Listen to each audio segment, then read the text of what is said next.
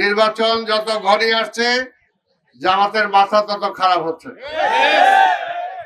এই যে তাদের যে আচরণ, এই আচরণ এটাই প্রমাণ করে যে আর মাত্র কয়েকদিন আছে, এই কয়েকদিনের মধ্যে তাদের অবস্থা আরো খারাপ হয়ে যাবে। এই কারণে এখন থেকেই তাদের মাথা খারাপ।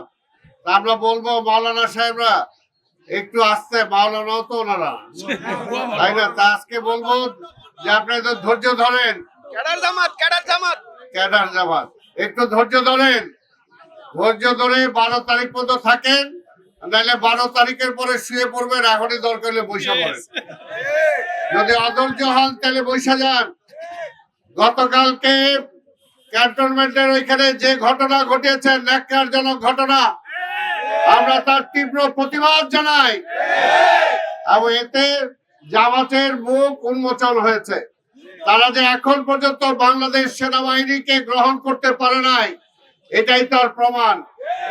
কারণ মুক্তিযুদ্ধের সময় তো তারা এই সেনাবাহিনীর বিরুদ্ধে অস্ত্র নিয়ে যুদ্ধ করছে, কাজে এখনো তারা সেই পাকিস্তান ভাবধারাতেই আছে।